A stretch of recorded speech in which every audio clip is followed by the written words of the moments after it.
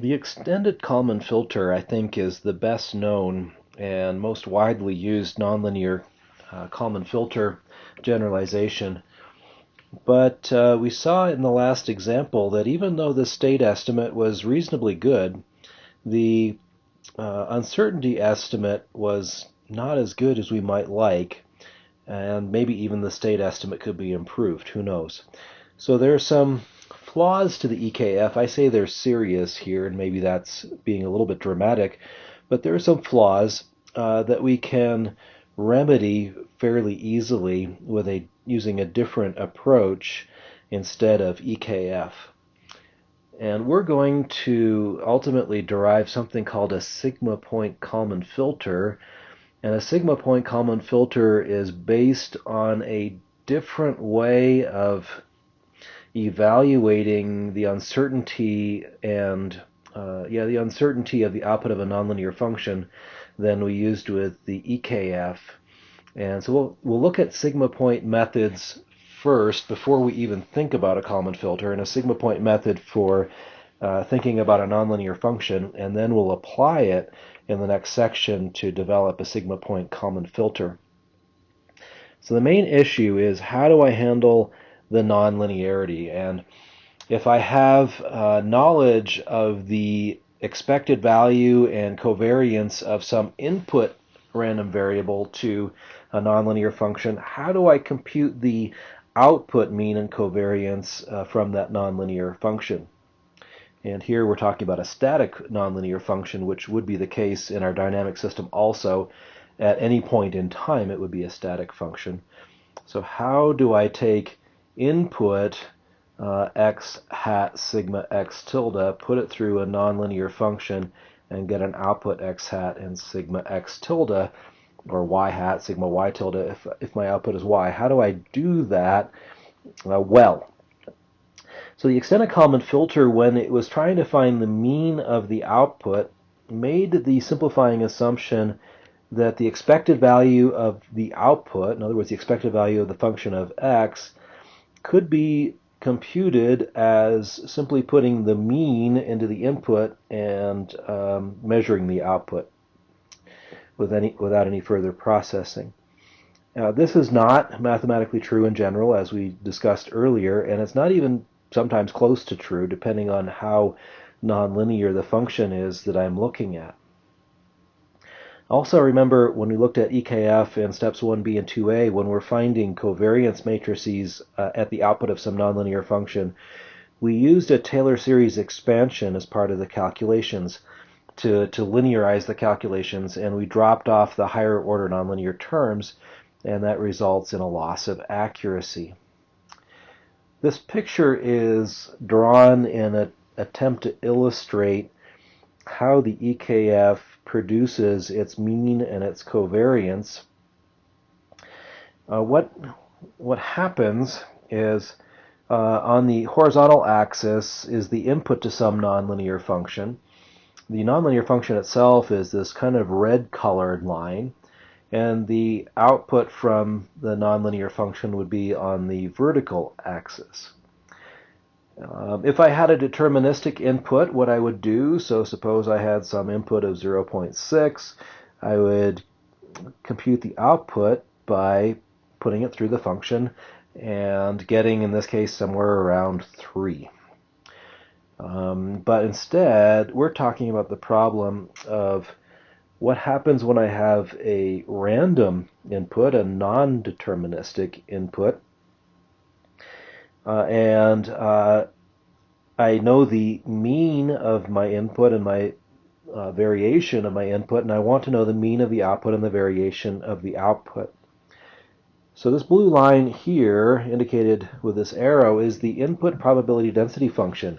I don't know what the input is exactly, but that's the PDF of the input. So the mean value of the input is 1.05. It's around there, and the variance is whatever the variance is.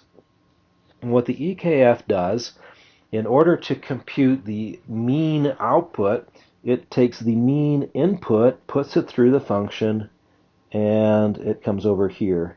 And I was a little bit inaccurate because however I do this, yeah, it's closer to that. So that is how the EKF computes the expected output, or the mean of the output.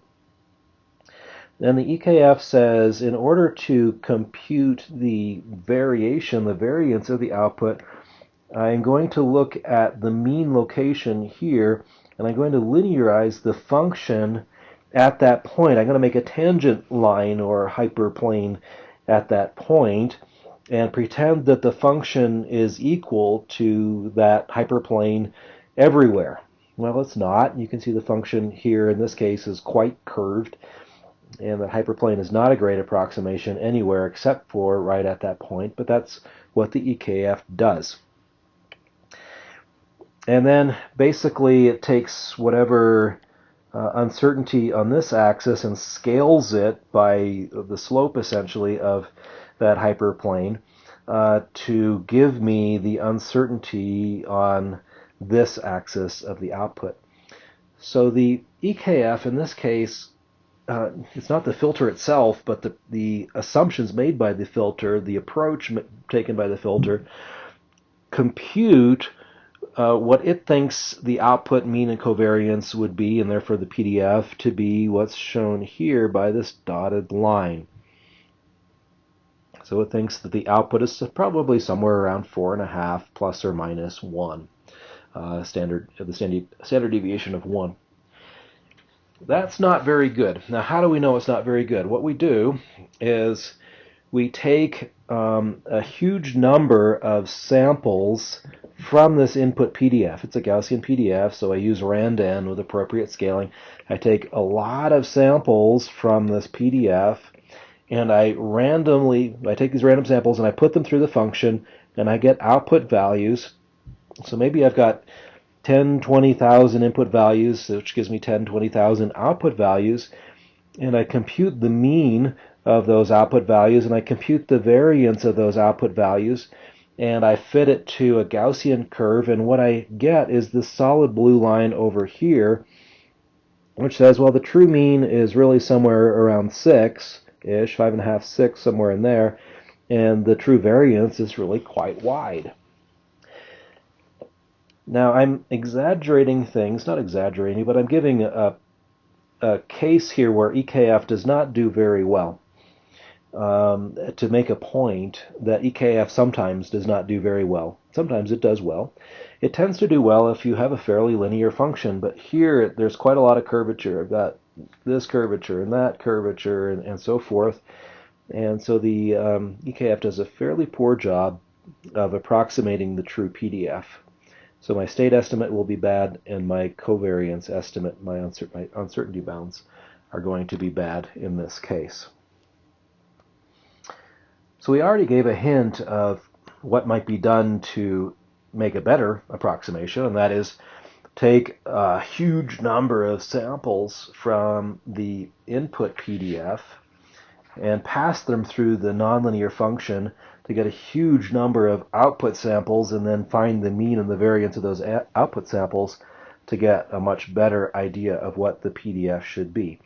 Keep that in mind. We're not going to do quite that, but that's not too different from what we actually end up doing. Before we get there, the first thing, or next thing we look at is, well, what happens in 2D? So here's a two-dimensional example. I think this is maybe a little more difficult to visualize, but I have these red dots. There's a few thousand red dots there, which are data samples from an input PDF on two axes. So I've got like an x1 and an x2 axis, and the input has some mean x1, x2, and some covariance matrix, and the blue line is the 3 sigma contour, constant probability contour of that input data scatter. So about 99.7% of the data should be inside of that blue line. I pass the data through some unspecified two-dimensional nonlinear function to get two-dimensional output points. And again, I would have a y1 and a y2 axis here. And the red dots are the nonlinear computations based on the input red dots. The black dotted line is the EKF's estimate of the 3 sigma contour, and the blue solid line is the true 3 sigma contour of that data. So again, the blue line is quite different from the black dotted line, telling us that the EKF approach in this case also does not do very well. We'd like to improve on the mean and covariance estimates as some random variable is propagated through a nonlinear equation, such as a state equation or an output equation. And a sigma point approach tends to give us much better answers to these concerns. So, a very different approach. We're not doing Taylor series expansion or anything like that. Instead, what we're doing is we're taking a number of data points and evaluating the nonlinear function with those data points as input to give us some output data points, and those results are used to compute mean and covariance matrices at the output of the nonlinear function.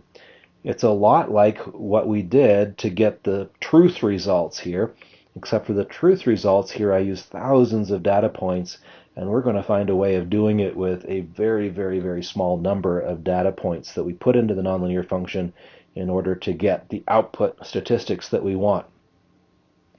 There's going to be some advantages.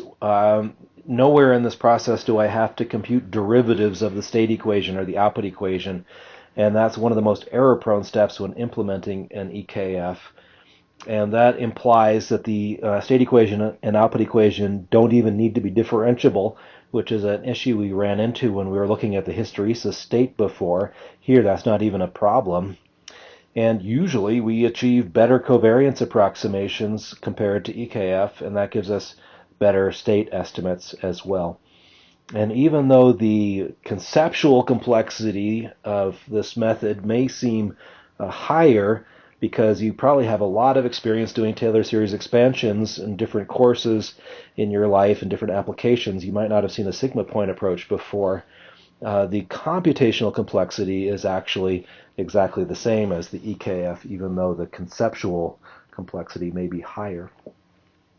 So what do? I choose a set of data points, and they're called sigma points, hence the sigma point method. And the set is, you can think of mathematically as a set, and we call it X. And this is a fancy script X.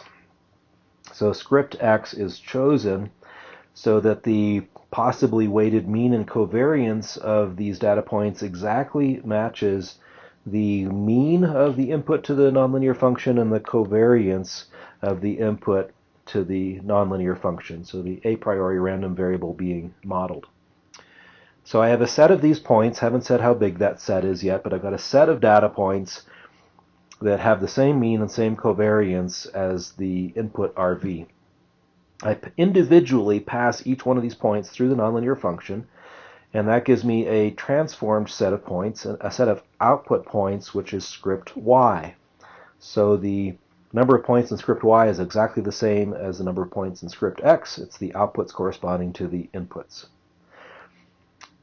From script Y, all these data points, I compute the mean of all the data points and the covariance of all the data points, and that gives me the function output mean and covariance that I'm looking for. And that's it. If you get that idea, the rest is just details. Take a number of input points, put them through the function, the output points, take the mean, take the covariance, done. Now, with the method I discussed before, which is kind of sort of a little bit, tiny bit like a particle filter method, there were a lot of data points used. I'm not going to use that many here. In fact, if you research the sigma point methods, you find that there's an optimum way of doing this with a very, very small number of data points put into the function of interest. So if my input random variable x has dimension L, mean x bar, and covariance sigma x tilde, then I need 2L plus 1 input data points.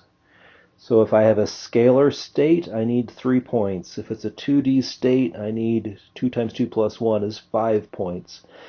If my state has 3 elements, I need 7 points, and so forth. It's a very small number. It's not thousands. It's, in fact, you can count it on your fingers how many points you need. So L is the dimension of X. We also find P handy. So we say P plus 1 equals 2L plus 1. That might seem weird, but we're counting we're indexing the points from the 0th point to the pth point, and that in total is P plus 1 points. And here is the set of data points here that we use. It's not just randomly chosen, it's very carefully chosen, so that one of the points that I pass through the function is the mean of the distribution, and these here, there's going to be L of these, and there's going to be L of these.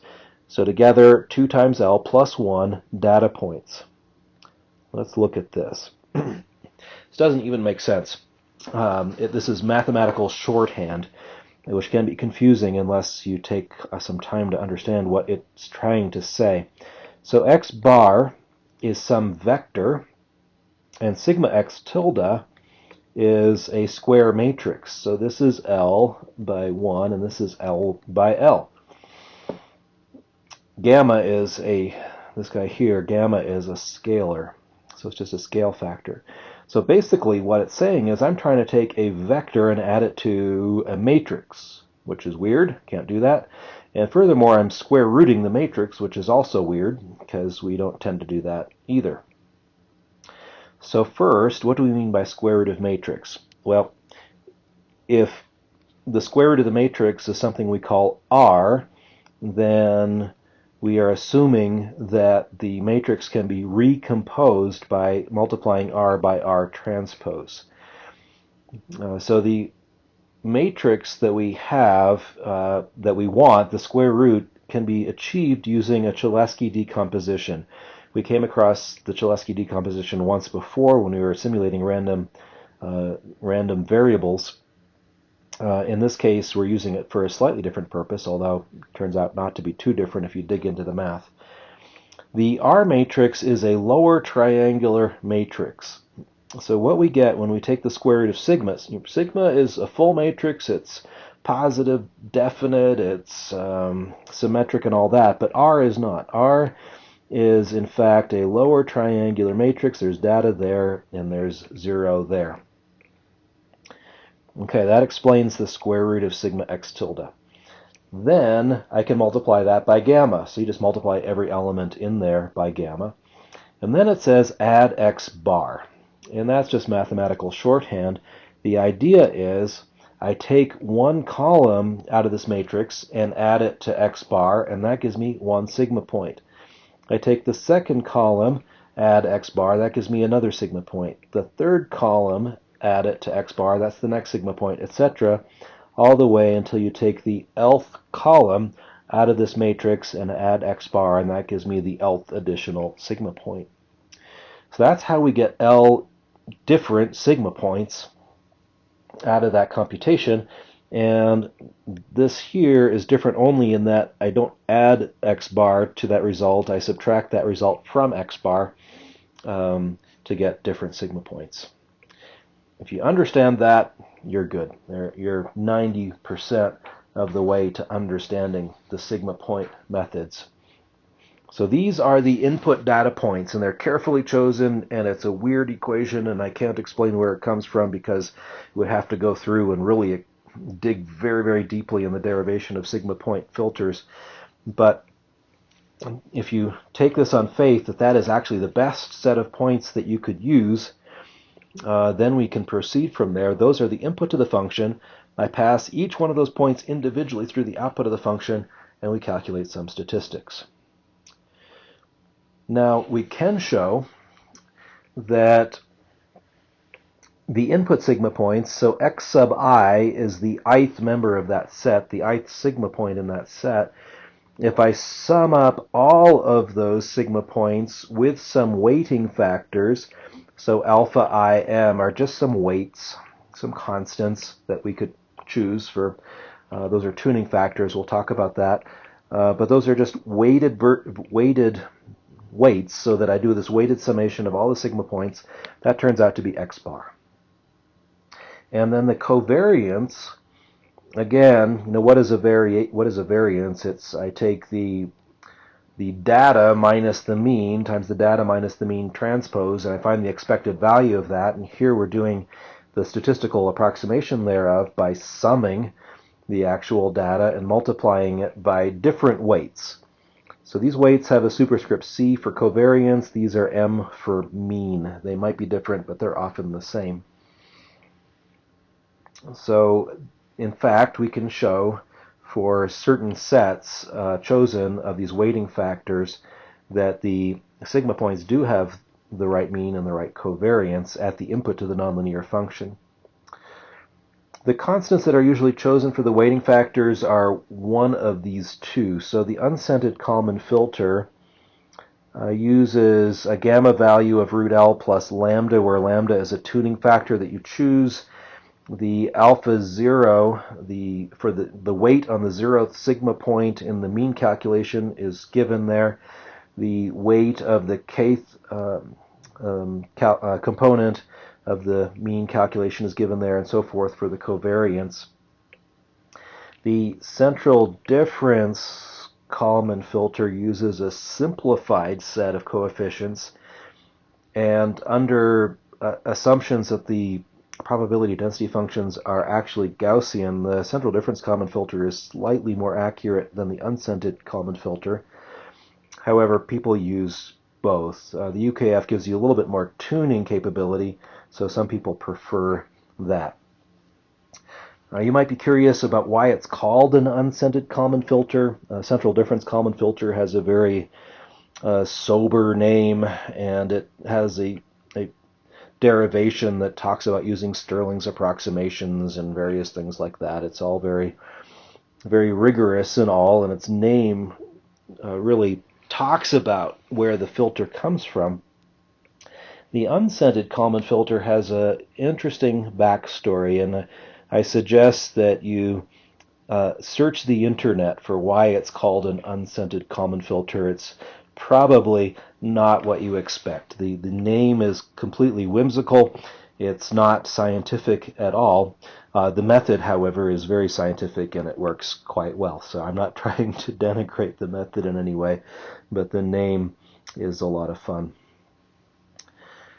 The unscented Kalman filter and central difference Kalman filter have very different derivations of how did you proceed from the problem definition to the answer you came up with, but the solution is essentially the same. They just have different weights, as it turns out.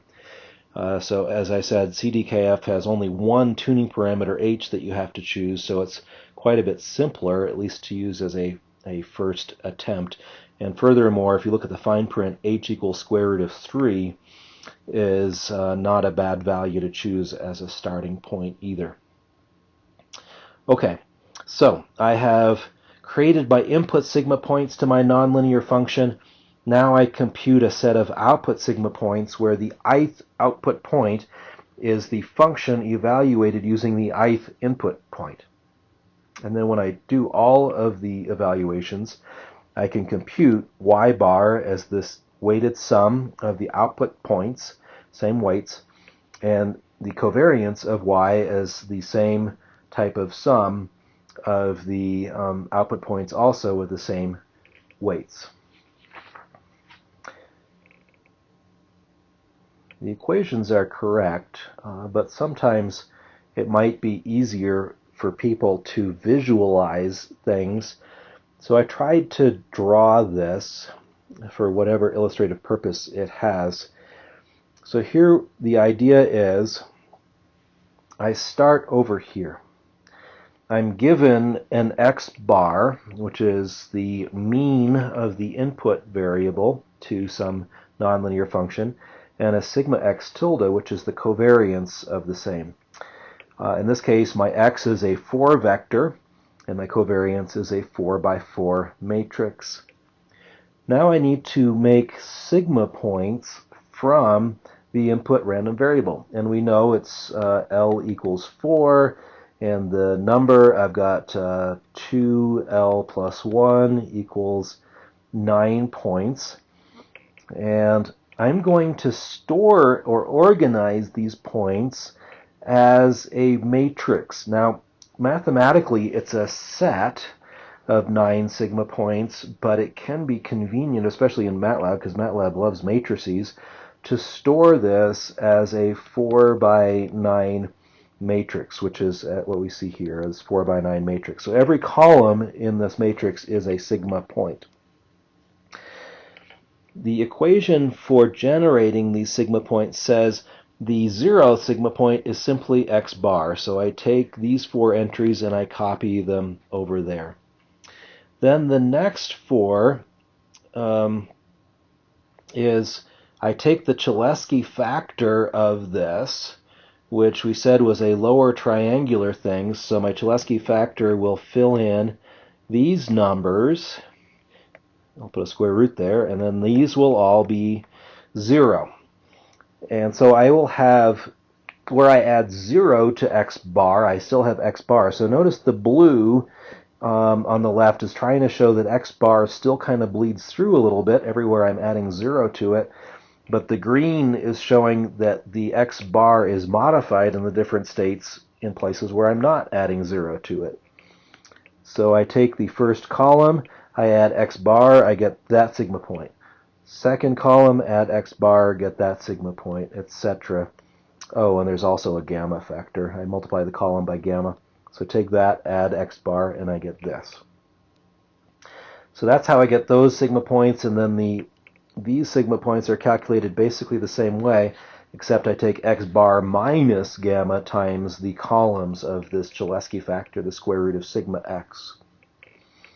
So what I've done is I've taken the statistics, x bar and covariance of x, that describe a random variable, and I've created sigma points from those statistics. And those sigma points I now have stored in this matrix. Now, column by column in that matrix, or sigma point by sigma point, I will extract a sigma point from that matrix, I will put it through a nonlinear function, and I will record the output. So I take the first sigma point, I put it into the nonlinear function, say y0 equals f of x0, and I write it down here. And I do that for the second one, the third one, the ith one, all of them, and I get an output data structure. This output data structure is the same width. There's the same number of points, but it may be a different height because my function may have 3 outputs where I had 4 inputs, for example. So they don't have to be the same height, but they do have to be the same width. So now I have a set of output sigma points, and from those I compute statistics. I compute the mean, given the equation that we showed earlier. I compute the covariance, and so the output of this sigma point process gives me statistics of the output of this nonlinear function. Before we show how to use this in a nonlinear common filter, we return to the same static example we used to show that the EKF didn't always work so well. Same example exactly. So I have the same input PDF going through the same nonlinear function, giving me the same EKF approximated output PDF, which we compared to the truth and decided it wasn't as good as we might like. In this case, the dimension of the input is 1, so 2L plus 1 is 3, so I need 3 sigma points to describe the input PDF, and one of them is the mean, which is this one, and then I've got the mean plus gamma times the square root of the variance, and the mean minus gamma times square root of the variance. Those are the 3 data points. And what I do is I take each point, I take the mean, I pass it through the nonlinear function, and I go over here, and I get an output sigma point, which is this black dot here, about 4.5. I take mean plus gamma times sigma, I pass it through the nonlinear function, I get that output sigma point right there. And then I take the mean minus gamma times standard deviation, and I get a sigma point right around there at the output. So 3 input sigma points, 3 output sigma points. I compute the mean of the output sigma points and the variance of the output sigma points, and I get the green dashed line right there to be the fit to the output PDF.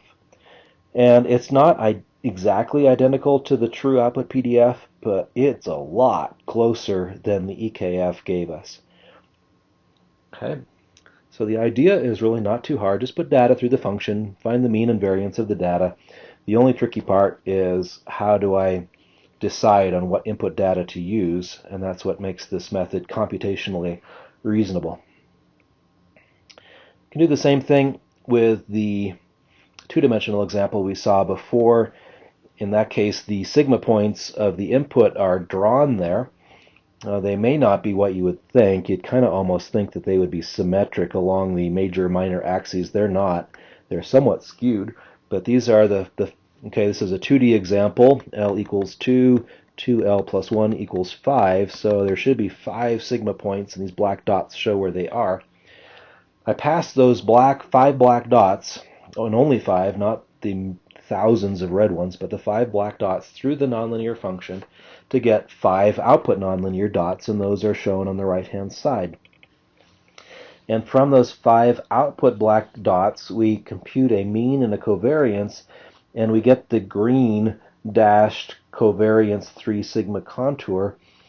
And again, we notice that that's a lot closer to the true contour. So the blue solid line is true, the green dashed is approximated, and it's much better than the EKF dotted black line contour. So in both cases of these examples that were used to show that the SPKF sometimes did a pretty poor job, we find that the EKF does a poor job. The SPKF is doing a pretty good job. Is it always going to be this much better? Well, it depends. If the underlying function that I'm trying to analyze, evaluate, use is quite linear, then both will do about the same, and they'll both do great. If the underlying function is extremely nonlinear, if it's extremely nonlinear, neither one is probably going to work. But if it's fairly nonlinear, the SPKF is almost definitely going to be working better than the EKF. I don't think I've got a mathematical proof that says it always works better, and I think in practice I've seen EKF sometimes work better on a random basis, but SPKF is almost always going to be a better choice than EKF. So in this section, we've introduced a brand new idea of approximating the output of a function having a random input using these sigma points. And this is static. There's no dynamics in the system yet. But in the next section, we're going to add the dynamics and show how to use the sigma point method inside a Kalman filter framework to make a sigma point Kalman filter.